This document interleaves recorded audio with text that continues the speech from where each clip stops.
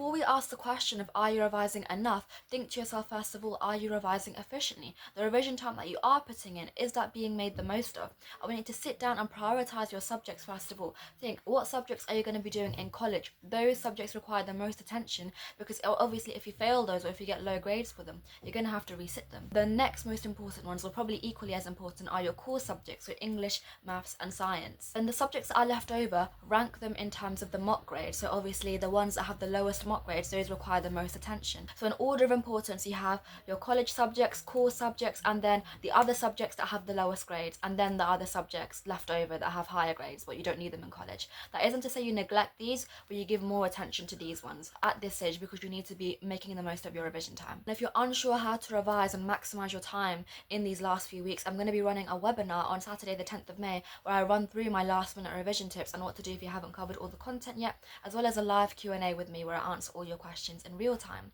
It's £5 per space. Spaces are limited, so if you want to get your space, email me ASAP. I wouldn't want you guys to miss out. At this stage, I was doing around 5 to 6 hours of revision every day with breaks. This was split into two parts. The first part took about an hour, and that was my daily revision, which mainly consisted of flashcards. And if you guys don't have access to flashcards or haven't been making them, instead you can do blurting, so you can blur a random topic from each subject, or blur 2 random topics from each subject every day in the morning. It's important to time yourself doing it as well. Set a timer for yourself so you don't end up waffling on for ages and ages and ages on one topic and then wasting time. Set a 5 to 10 minute timer for yourself while you're blurting so you can limit yourself and not waffle on for ages. 5 to 6 hours is ideal, but if that is too daunting, then you can try doing 4 hours instead. But I wouldn't recommend doing anything less than 4 hours, because at this stage, if you're doing less than 4 hours of revision, you're not really giving yourself the best chance to get the best possible grades.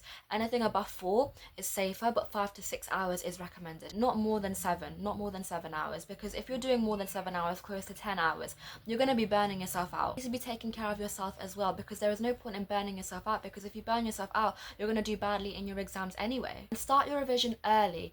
Like, get up in the morning and do your flashcards, do blurting and stuff before you go to school. Don't be revising well into the night, because you're going to mess up your sleep cycle. And you need to have a solid, strong sleep cycle, because, exams start early. You don't want to be revising well into the night and then waking up really early and then getting like 4 hours of sleep. How are you going to do well in your exams if you're running on low sleep and sleep deprivation? And if you're really struggling with your exams, you don't know where to begin, and you really want some extra help, you can actually have a free lesson with an experienced tutor on LessonWise, where they can go through with you any weak topics, any concerns you have about exams, and give you advice and answer your questions. This is all for free. I'm also one of the tutors on there, so you could potentially get matched with me. And if you want to claim your one free lesson, all you have to do is go to the description of this video, click on the link that I left in there. It'll take you to a page where you have to fill out a form. It takes 30 seconds. It's really quick and easy, and then they can match you to a tutor and get you started.